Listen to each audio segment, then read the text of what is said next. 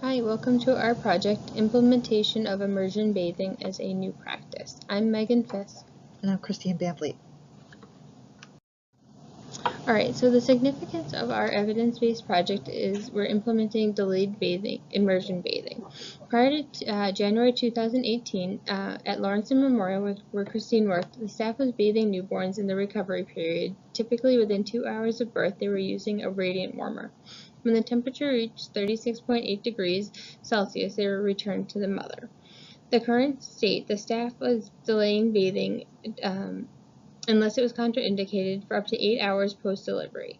The bath was still done under a radiant warmer via a sponge bath, and the infant was left under the warmer until the temperature reached 36.8 degrees Celsius. This can take anywhere from 5 to 60 minutes after the bath. The current state, the newborns are bathed under the warmer. The problem is it increases risk of hypothermia, temperature instability, there's a missed opportunity to breastfeed, and decreased family interactions.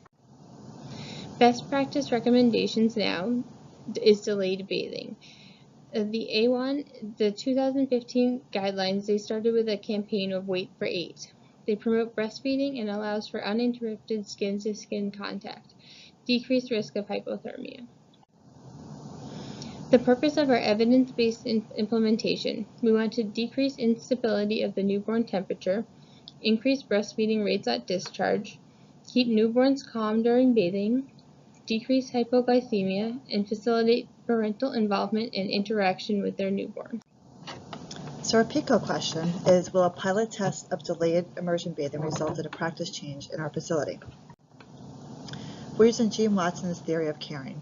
Her 4 concepts are human being, which include our newborn and our mother, health, which is prevention of infection for our newborn, decreased hypothermia, and decreased hypoglycemia, the environment, society. So we've been working with our purchasing people and our environmental services to decide on what the best cleaning supplies are for our tubs, what the best tubs are, and what kind of carts we can use to protect our nurses. As far as nursing, we're trying to introduce a new evidence-based practice and best practices to our unit. We're using the Stettler model, the Stettler theoretical model, which includes 5 phases: preparation, validation, comparative evaluation, translation, application, and evaluation.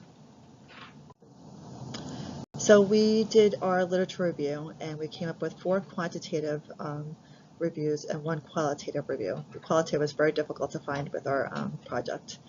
So this review is a systematic review. It's an article on delayed the bath and in-hospital breastfeeding rates. The purpose of the article is to examine whether delaying the infant's first bath correlated with increased in-hospital breastfeeding rates at baby-friendly hospitals, which Lawrence Memorial is a baby-friendly hospital.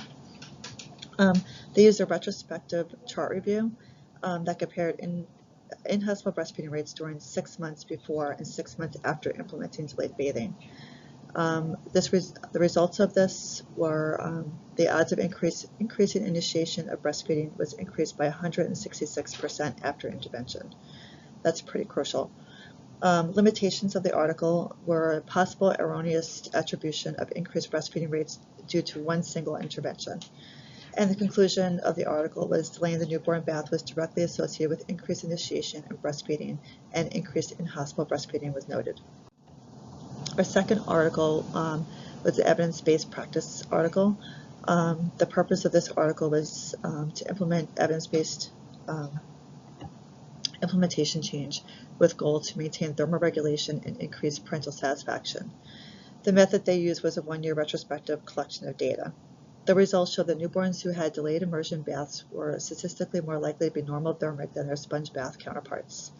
Limitations were that the selection of patients they used had rooms that had the ability to utilize a warmer and was conducted on a military basis. Some rooms are not able to allow a warmer to be in the room, and the babies had to get bathed in the nursery. The conclusion of this article is researchers supported delayed newborn immersion bathing, decreased rates of hypothermia, and increased parental satisfaction were found. Our third article was also an evidence-based practice article. The purpose of this article was to evaluate the effects of changing the timing and character of the initial newborn bath as it relates to infant temperature and breastfeeding. The method they used was to measure the evaluation, which included adherence, temperature stabilization, and exclusive breastfeeding. The results of this article were that changing the bath time did not alter the percentage of babies who experienced alterations in temperature. About 100% of the newborns had stable temperatures post their initial bath. Limitations, they did not consider missing documentation from the EMR and did not evaluate patient satisfaction. The conclusion, however, was positive. The staff were able to implement a policy change in a 2-week period without any negative consequences. And our fourth quantitative article was a random control trial. The purpose of this was to evaluate whether was the hypothesis that preterm infants who were included in the immersion bathing as opposed to sponge bathing would have improved thermoregulation. The method they used was 100% premature newborn randomly assigned to either tub or sponge bath, temperature measured at specific intervals. The results were utilizing the SPSS software showed that the average of warmer temperatures and less variability after immersion bathing. Limitations of this study included that they did not take into account the variation of water temperature between the groups. The overall conclusion was studies showed a reduced variability in temperature and higher post-bathing temperature in infants. And our last article, which was the qualitative article, was Why Not Bathe the Baby? The purpose of this article was to understand the thermal care practice beliefs, attitudes, and knowledge of practices, and the context that influenced them and how they improve thermal care practices that could prevent infection. The method they used was purposeful sampling provided researchers with multiple perspectives on thermal care. Results, all the groups felt that they needed to clean the baby. Some delayed bathing to prevent the baby from becoming cold. All 4 sites that were evaluated reported negative views of vernix and that they all needed to remove the vernix from the baby. Limitations, they did not include breastfeeding data, which is critical to thermal care. The conclusion was there was suboptimal thermal care occurring with the sample, and there was an obvious need to educate parents and nursing on their beliefs of vernix being dirty and making the baby dirty.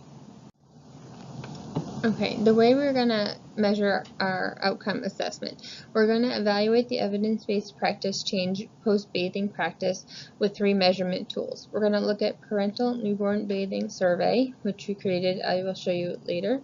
We're going to look at a temperature log to collect data and analyze newborn temperatures, and discharge breastfeeding rates that are already currently being collected and shared.